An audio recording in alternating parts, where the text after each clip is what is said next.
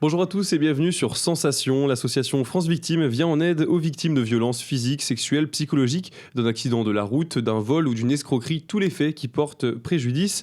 Olivia Mons est la porte-parole de la Fédération France Victime. Bonjour. Bonjour. On va parler de l'association en général aujourd'hui et de vos actions et de la fédération, même pas de l'association. Présentez-nous dans un premier temps justement France Victime. Quels sont ses objectifs ? Alors la Fédération France Victime est née dans les années 80, sous l'impulsion de Robert Badinter qui, après avoir aboli la peine de mort, s'est préoccupé des personnes victimes. Et l'idée, c'était vraiment de venir en aide aux personnes victimes gratuitement et pour qu'elles ne se sentent plus seules dans ce parcours judiciaire qui est quand même un parcours du combattant. Et du coup, quelles seraient les valeurs que porte la fédération ? Alors, nos valeurs, ce sont la solidarité, l'égalité de traitement où qu'on se trouve sur le territoire, la gratuité des services et puis une préoccupation de pouvoir donner des services globaux, c'est-à-dire qui peuvent répondre à toutes les répercussions, toutes les conséquences après une infraction, après des violences, après une atteinte au bien. Il se passe plein de choses dans la vie. Et là, l'idée, c'est de pouvoir aider la personne à passer au-delà, à vivre avec et à vivre avec ces violences ou ces infractions. Vous avez parlé de gratuité de services. Qu'est-ce que vous voulez dire par là ? Tout simplement que dans les 130 associations qui se trouvent sur le territoire, et Paris Aide aux Victimes pour Paris, l'ensemble des services, donc d'information juridique, de soutien psychologique et d'accompagnement social sont entièrement gratuits pour les personnes victimes et leurs proches. J'en ai brièvement parlé dans l'introduction. Vous avez plusieurs missions à France Victime. Pour quel genre de violence et quel genre de public agissez-vous ? Alors, nous avons un spectre très large. En réalité, nous agissons auprès de toutes les personnes qui s'estiment victimes d'une infraction. Une infraction, c'est quoi ? C'est tout ce qui peut être dans la loi, incriminé par la loi, donc qui va être contraire à la loi. On parle d'atteinte aux personnes, vous avez cité, des violences physiques, sexuelles. Ça peut être des assassinats, donc on va s'intéresser aux proches aussi des personnes assassinées. On va avoir tous les domaines dans lesquels ces infractions peuvent se passer, c'est-à-dire aussi bien au sein du couple, de la famille, à l'école, dans les transports, dans les loisirs. Voilà, on est vraiment sur la totalité des violences et puis aussi sur des atteintes aux biens.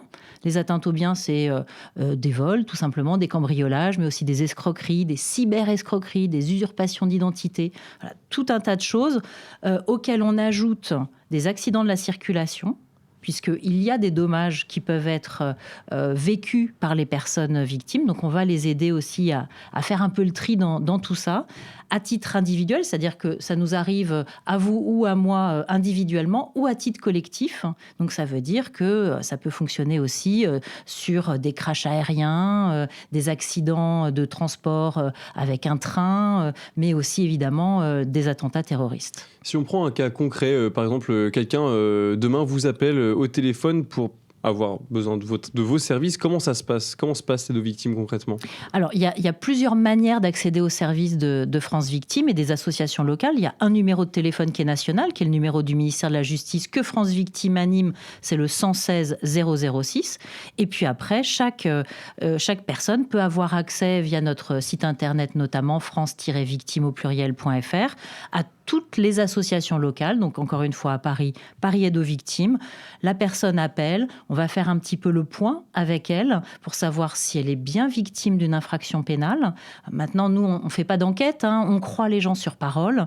On va juste vérifier qu'on va pouvoir répondre à leurs questions, qu'on va pouvoir répondre à leurs besoins ou à leurs attentes. Et ensuite, on va accueillir la personne victime d'un point de vue psychologique, social ou juridique dans les locaux de l'association. Ça peut se faire aussi à distance parfois quand il y a une impossibilité de venir dans les locaux, mais l'idée c'est vraiment d'avoir une aide de proximité pour vraiment être accompagné dans un processus judiciaire, mais aussi dans un processus de révélation et finalement de prise de conscience parfois des violences qui sont vécues. Il y a un suivi après de ces victimes-là, comment ça se passe ? Tout à fait, tout à fait. Sur l'ensemble du territoire français, on accompagne chaque année 350 000 personnes victimes. Et en général, donc la moyenne, c'est plus de 2 entretiens pour les personnes. Ça veut dire que pour un vol assez simple, on va faire faire des choses très, très, très rapides, les assurances, débriefer un petit peu la personne. Et pour des violences beaucoup plus graves, ou en tout cas qui auront des conséquences beaucoup plus importantes sur la personne, on va pouvoir la suivre des mois, voire des années durant, jusqu'à un éventuel procès, par exemple. À France Victime, il y a notamment les atteintes aux biens, donc tout ce qui est vol, escroquerie, abus de confiance, etc. Et avec ça, vous accompagnez du coup les victimes dans leur procédure judiciaire, et comme pour toutes les autres infractions pour lesquelles ils viennent vous voir, les informer sur leurs droits, etc. Est-ce que c'est important justement au sein de la fédération ? Bien sûr, c'est important parce que malgré tout, on a toujours le sentiment que les atteintes aux biens sont un peu moins graves parce que ça touche au porte-monnaie, finalement. Ce dont on se rend compte, et notamment sur tout ce qui est escroquerie, abus de confiance, et même dans la cybercriminalité, il y a des conséquences extrêmement graves d'un point de vue social et psychologique. Et puis, tout simplement, pour faire valoir ses droits, c'est souvent assez compliqué. Donc, les personnes ont besoin d'avoir cet accompagnement, même au commissariat ou à la brigade de gendarmerie. Depuis quelques mois, on peut voir sur les réseaux sociaux, dans les journaux en général, une vraie libération de la parole sur tout ce qui concerne les violences sexuelles, les harcèlements de rue, etc.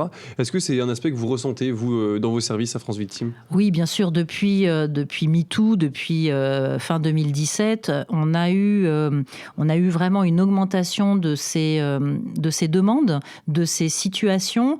On a eu une augmentation manifeste également avec toute cette période de Covid, puisque il y avait des violences sexuelles, il y avait aussi des violences dans le couple, dans la famille. Et on a été extrêmement vigilants par rapport à ça pour imaginer de nouvelles modalités d'accueil pour les victimes de violences dans le couple, mais aussi pour les enfants qui étaient victimes au sein de la famille. Justement, un facteur qui a contribué à cette libération de la parole, c'est les réseaux sociaux. Il y a de plus en plus de pages qui dénoncent ces faits, de plus en plus de victimes qui parlent de leurs faits, des actes qui leur sont arrivés sur les réseaux. Est-ce qu'on peut dire que les réseaux sociaux, finalement, c'est un atout positif dans cette lutte-là ? Alors, c'est un atout positif sans doute parce que ça permet d'avoir une forme de prise de conscience sociétale de cette difficulté. Ça implique aussi d'avoir une forme de culture commune de l'aide aux victimes. Donc, en ce sens, c'est tout à fait pertinent. Maintenant, il faut faire la part des choses entre des révélations par ces canaux et puis, finalement, ce que peut faire la justice et là où doivent se traiter ces affaires, c'est-à-dire au sein d'un tribunal. Donc, les réseaux sociaux ont cette qualité-là de pouvoir libérer véritablement la parole et puis de heurter aussi un peu et l'opinion publique et les professionnels qui ont affaire à ces questions, mais ça ne doit pas devenir un tribunal médiatique. Alors à France Victime, il y a aussi, vous êtes membre aussi de cybermalveillance.gouv.fr. Qu'est-ce qu'il en est ? Qu'est-ce que cet organisme ?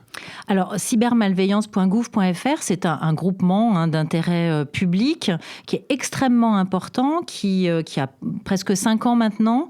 Et l'idée, c'est que il existe une cybercriminalité extrêmement forte. Et là, on parle d'arnaque aux faux supports techniques, d'hameçonnage, de phishing. Et ça engendre derrière des usurpations d'identité, des escroqueries en nombre. Ça peut mettre à mal, bien sûr, des particuliers, mais aussi des associations, des collectivités. Donc, il y a une vraie culture à avoir avec cybermalveillance.gouv.fr sur de la prévention, sur sensibiliser l'ensemble de ces acteurs sur la sécurité des données, sur les sécurités des systèmes d'information. Et puis malheureusement, quand ça arrive, quand il y a une escroquerie par Internet, eh bien France Victime est là pour aider les personnes victimes à aller porter plainte. Et Cybermalveillance a également une forme de label expert pour que des prestataires puissent reprendre le contact avec l'ordinateur qui aurait été, par exemple, hacké, pour justement aider les personnes victimes physiquement, enfin opérationnellement, à sortir de cette arnaque. Alors je vais rappeler le numéro d'aide France Victime, donc le 116 006. Merci beaucoup Olivia Mons d'avoir été avec nous. Avec plaisir. Je rappelle, vous êtes la porte-parole de la Fédération France Victime, un site internet aussi france-victime.fr, et cette émission est disponible comme d'habitude en podcast audio et vidéo sur notre site internet et application Radio Sensation.